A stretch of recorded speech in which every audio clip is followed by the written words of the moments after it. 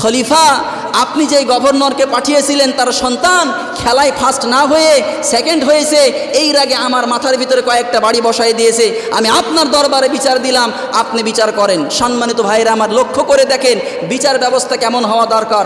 হযরত ওমর রাদিয়াল্লাহু আনহু প্রেসিডেন্ট, গভর্নরের সন্তান, বিচার হবে গভর্নরের এবং গভর্নরের সন্তান। আজকে আমাদের সমাজে এইরকম বিচার নাই। 1 বছর পরে যখন ফিরে আসলেন, জনসম্মুখে ডেকে হযরত ওমর রাদিয়াল্লাহু আনহু বললেন যে আইনাল মিসরি, ওই মিশরের লোকটা কোথায়, সামনে আসো। মিশরের লোকটা সামনে আসলো। এইবার হযরত ওমর বললেন যে মদিনার গভর্নর আমর ইবনুল আস, তুমিও সামনে আসো, কি খবর মদিনার। যখন তিনি সব খবরগুলো বললেন, এরপরে হযরত ওমর রাদিয়াল্লাহু আনহু বললেন যে তোমার সন্তান খেলায় সেকেন্ড হয়েছে, ফার্স্ট হতে পারে নাই, এই জন্য মিশরীর মাথায় কয়েকটা বাড়ি দিয়েছে, কথাটা কি সত্য? এ কথা বলার সঙ্গে সঙ্গে আমর ইবনুল আসের মাথা নিচু হয়ে গেল। তিনি আর কোনো কথা বলছেন না। হযরত ওমর রাদিয়াল্লাহু আনহু হাতে একটা লাঠি নিলেন। লাঠি নেওয়ার পরে বলছেন, মিশরী কোথায়? হাতের মধ্যে লাঠিলে তোর যেই কয়টা বাড়ি মারছে আমর ইবনুল আসের সন্তানের মাথায়, তুই সেই কয়টা বাড়ি মার। যেই কয়টা বাড়ি মারছে তুইও আমর ইবনুল আসের সন্তানের মাথায় সেই কয়টা বাড়ি মার। মিশরী বলছেন যে ওমর, আপনি বলছেন এতে আমি খুশি, মারা লাগবে না, মাফ করে দিলাম। বলছে মারতেই হবে, কেন মারবি না? আমর ইবনুল আস রাদিয়াল্লাহু আনহুর মাথার মধ্যে কয়েকটা বাড়ি দিলেন। এরপরে হযরত ওমর রাদিয়াল্লাহু আনহু বললেন, বিচার এখনো শেষ হয় নাই, বিচার এখনো শেষ হয় নাই। গভর্নর আমর ইবনুল আস, তোমাকে পাঠিয়েছিলাম মদিনায়, কখন তোমরা মিশরীদেরকে নিজের দাস বানায় নিয়েছো? কেন তুমি তোমার সন্তানকে শিক্ষা দিতে পারো নাই? এরপরে হযরত ওমর রাদিয়াল্লাহু আনহু বললেন, আমর ইবনুল আসের মাথায়, ওই টাক মাথায় আরো 3টা বাড়ি দিয়ে পড়ি। আল্লাহু আকবার। ইসলামে বিচার ব্যবস্থা কেমন এখন বর্তমান লাগবে, খুব মনোযোগ দিয়ে আলোচনাটা শুনতে হবে। আমি কোরআনুল কারীমের ভিতরের একটি মাত্র আয়াত তেলাওয়াত করেছি, ওয়াসারিকু ওয়াসারিকাতু ফাকতু আইদিয়াহুমা জাযাম বিমা কাসাবা নাকালাম মিনাল্লাহ। এই আয়াতের উপরে কিছু কথা বলে আমি আমার কথা শেষ করব। আমা তৌফিক ইল্লা বিল্লাহ, আলাইহি তাওয়াক্কালতু ওয়া ইলাইহি উনীব, পড়ি আমিন। ইসলাম সবার জন্য সমান নাকি বলেন? আমার সাথে একটু কথা বলেন। ইসলামের বিচার সবার জন্য সমান, ইসলামের বিধান সবার জন্য সমান, ছোট হোক বড় হোক, নারী হোক পুরুষ হোক, এমপি হোক মন্ত্রী হোক, মেম্বার হোক চেয়ারম্যান হোক, আলেম হোক মুয়াজ্জিন হোক, সবার জন্য ইসলামের বিধান সমান। কথা বলেন ঠিক কিনা? সবার জন্য ইসলামের বিধান সমান। আল্লাহর হাবিব সাল্লাল্লাহু আলাইহি ওয়াসাল্লাম তিনিও নেতা ছিলেন। কেমন নেতা? আর আজকে আমাদের সমাজেরও নেতা কেমন নেতা, আমার দেশেরও নেতা কেমন নেতা, শুধু একটু মিলিয়ে নেন। আল্লাহর হাবিব সাল্লাল্লাহু আলাইহি ওয়াসাল্লাম 8ম হিজরিতে মক্কা বিজয় করলেন। কত হিজরিতে? সবাই বলেন কত হিজরিতে? 8ম হিজরিতে যখন তিনি মক্কা বিজয় করলেন, মক্কা বিজয় করার পরপরই বানু মাখজুমিয়া গোত্রের এক নারী চুরিতে ধরা পড়ল। বানু মাখজুমিয়া গোত্রের এক নারী কিসে ধরা পড়ল? সবাই বলেন কিসে? চুরিতে ধরা পড়ল। চুরির বিধান কি বলেন তো সবাই দেখি? চুরির বিধান কি বলতে ভয় লাগে? চুরির বিধান হচ্ছে হাত কেটে দেওয়া। এই বিধানটাকে কোনো নবী বানিয়েছেন? কথা বলেন, কোনো নবী রাসূল বানিয়েছেন? কোনো সাহাবীরা বানিয়েছেন? এই বিধানটা দিয়েছেন কে? আর জোরে বলেন, বিধানটা দিয়েছেন কে? বানু মাখজুমিয়া গোত্রের নারী যখন চুরিতে ধরা পড়ল, আল্লাহর হাবিব সাল্লাল্লাহু আলাইহি ওয়াসাল্লাম সিদ্ধান্ত নিলেন আল্লাহর কোরআন অনুযায়ী বিচার হবে, সেই নারীর হাত কাটতে হবে। তখন সাহাবা আজমাইনেরা পরামর্শ করলেন যে হাইরে, কেবলমাত্র মক্কা বিজয় করলাম আমরা, আর এখন যদি একটু সামনের দিকে আগায় আসেন তো প্লিজ, একটু সামনের দিকে আগায় আসেন, একটু সামনের দিকে আগায় আসেন, আপনারাও আগায় আসেন, পেছনে জায়গা হচ্ছে না। এই আরও সামনের দিকে আগায় চলে আসো না, তোমরা আসো, যুবকেরা আসো, সামনে আগায় চলে আসো।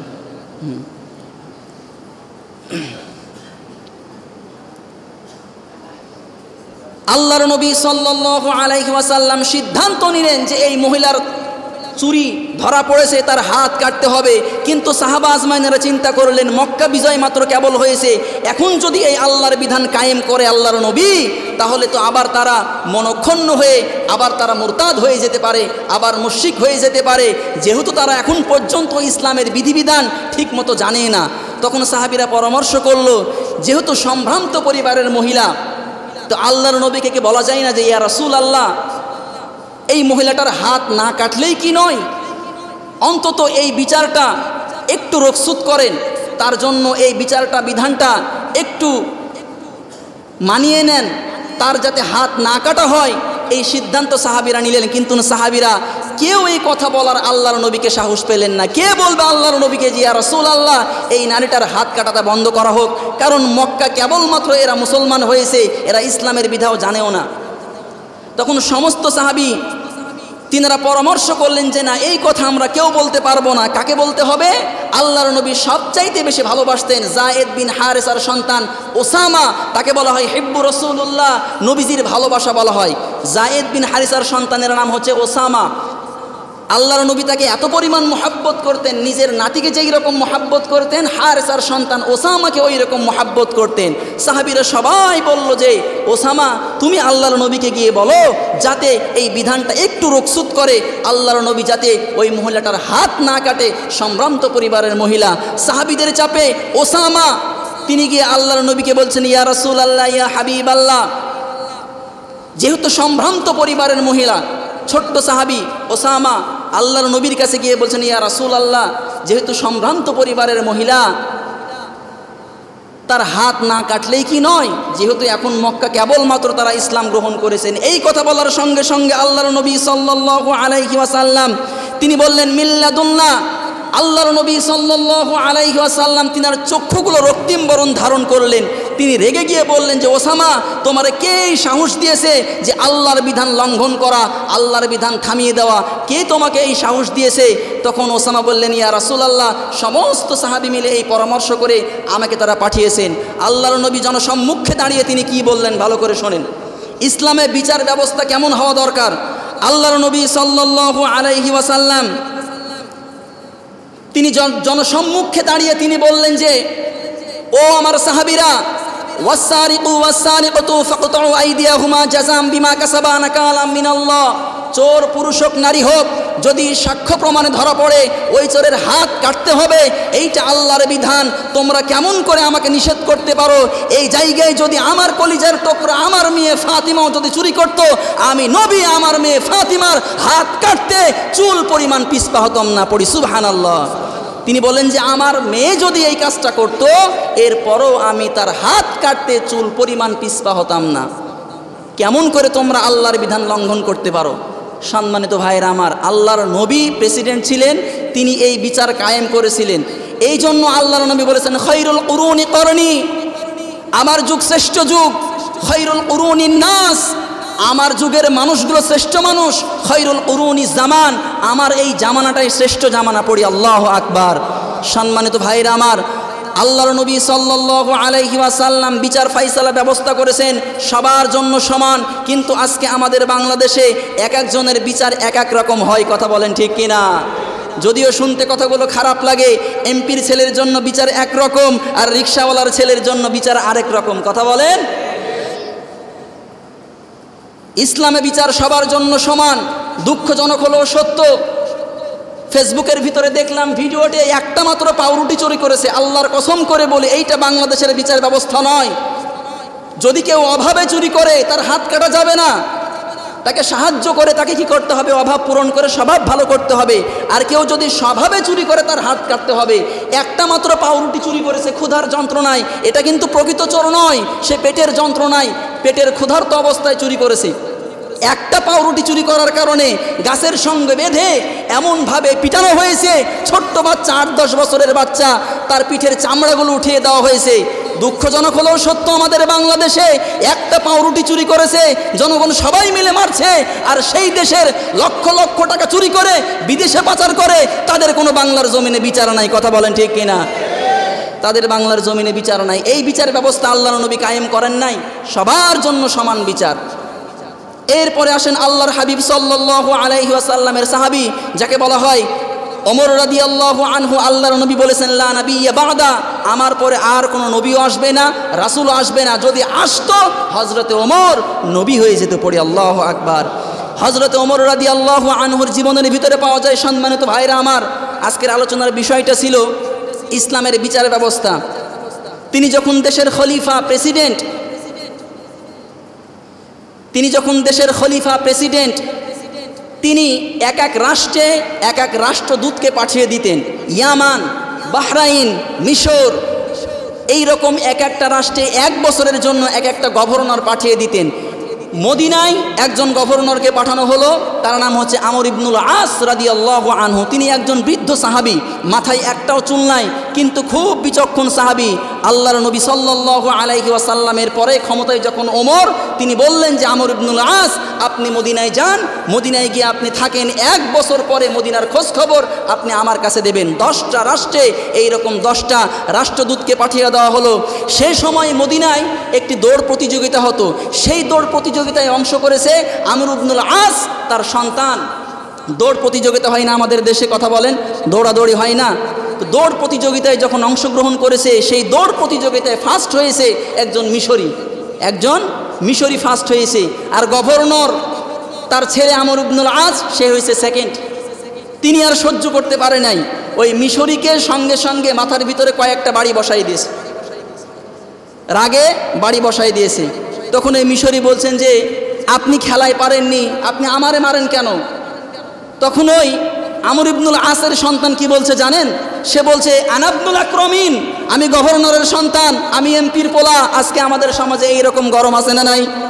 আর জোরে বলেন, আছে না নাই? আমি অমুক দলের নেতা।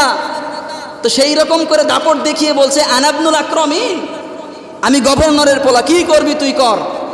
আজকে আমাদের বাংলাদেশে এইরকম জুলুম যারা চালায়, যারা মাজলুম, এদের পক্ষে আল্লাহ আছে। পৃথিবীর জমিনে যদি বিচার নাও হয়, আল্লাহর দরবারে আপনি এই বিচার পাবেন ইনশাআল্লাহ। কথা বলেন ঠিক কিনা?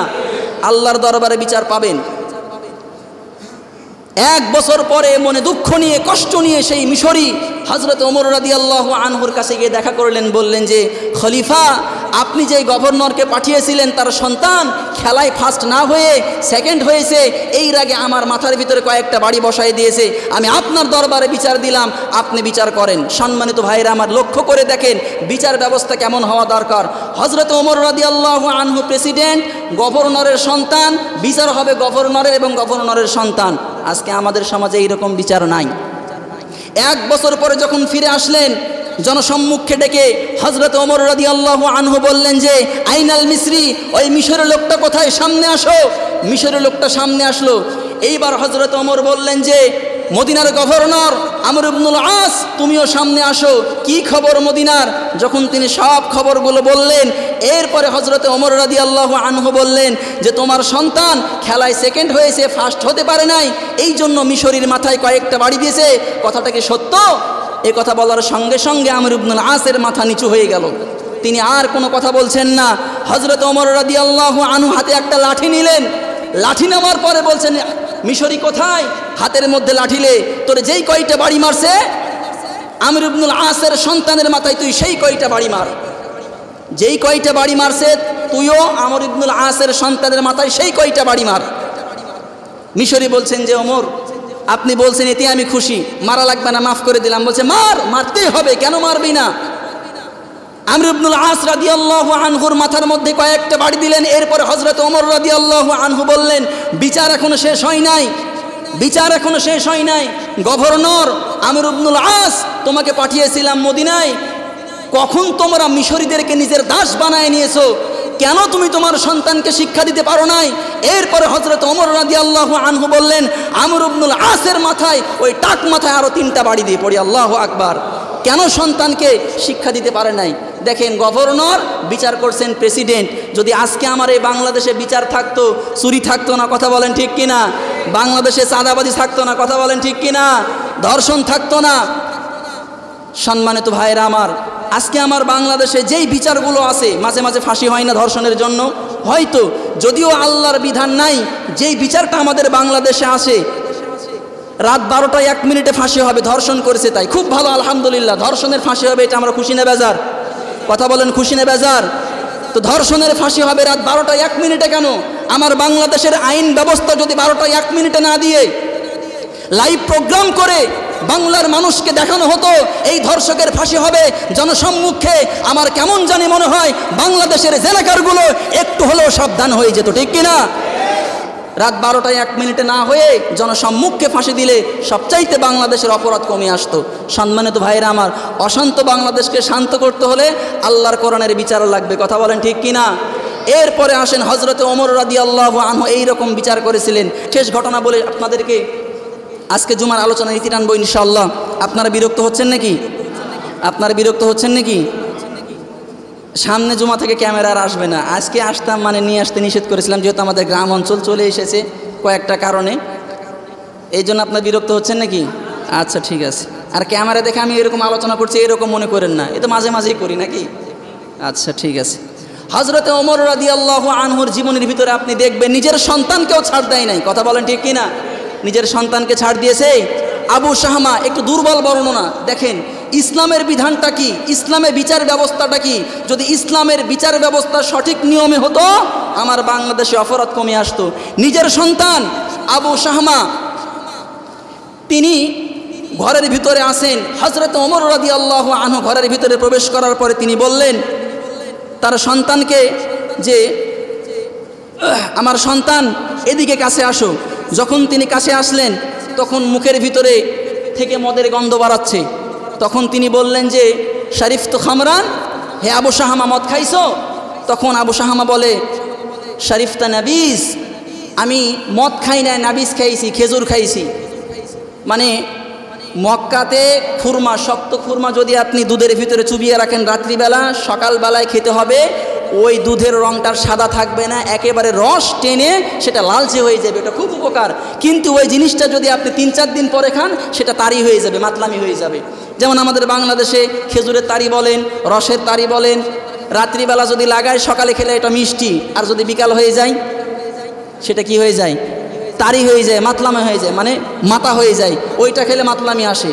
তখন হযরত ওমর রাদিয়াল্লাহু আনহু মুখ সঙ্গে মদের গন্ধ পেয়েছেন, সঙ্গে সঙ্গে কলার ধরে মসজিদে নববীর ভিতরে নিয়ে গেলেন। মসজিদে নববীর ভিতরে নিয়ে যাওয়ার পরে উস্তুয়ানা বলা হয়, উস্তুয়ানা মসজিদে নববী, মানে এই যে পিলার দেখছেন না, এটাকে আরবিতে বলে উস্তুয়ানা। এই পিলারের সঙ্গে নিজের সন্তানকে হযরত ওমর রাদিয়াল্লাহু আনহু বাঁধলেন। বাঁধার পরে তিনি জোহরের নামাজ পড়লেন। আর যখন সাহাবীরা আসছিল মসজিদের ভিতরে, দেখছিল যে প্রেসিডেন্টের ছেলে পিলারের সঙ্গে বাঁধা আছে, কি অপরাধ করেছে। হযরত ওমর রাদিয়াল্লাহু আনহু জোহরের নামাজ শেষ করার পরে বললেন যে ও নবীর সাহাবীরা, একটা হাদ আছে, একটা হুদুদ আছে, একটা দণ্ড আছে, আপনারা সবাই বসে যাবেন, সেই বিচারটা হবে জনসম্মুখে।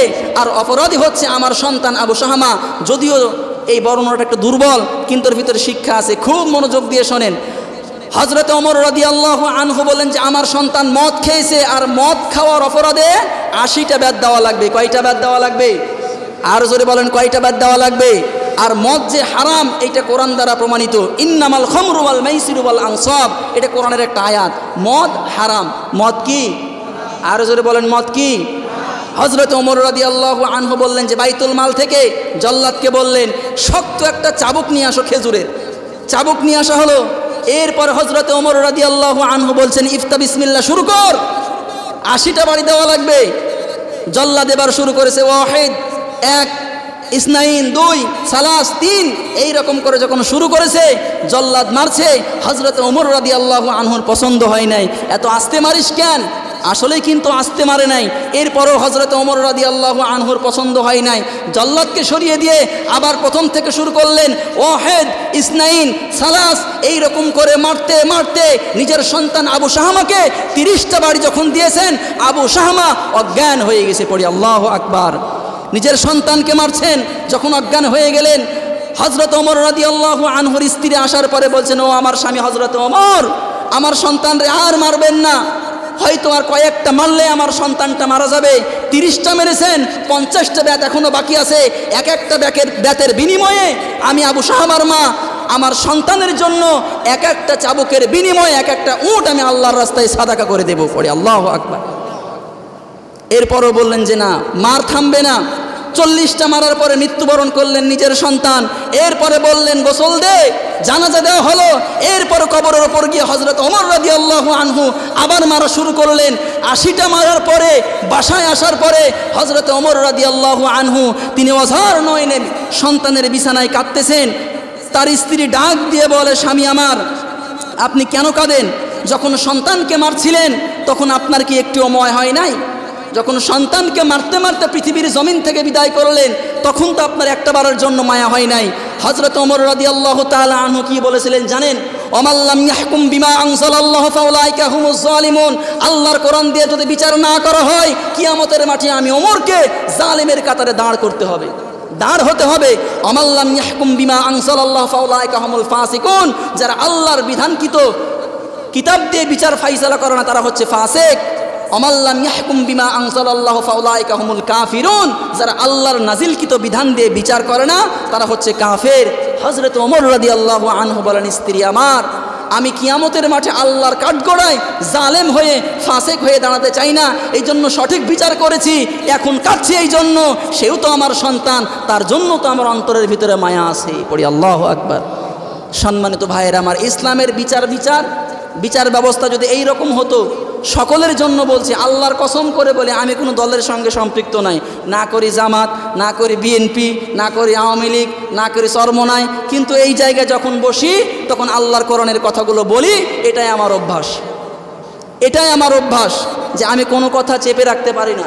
যতটুকু জানি আল্লাহ জ্ঞান দিয়েছে, এই কথাগুলো জাতির সামনে প্রকাশ করতে পারলে নিজের অন্তরটাকে হালকা মনে হয়।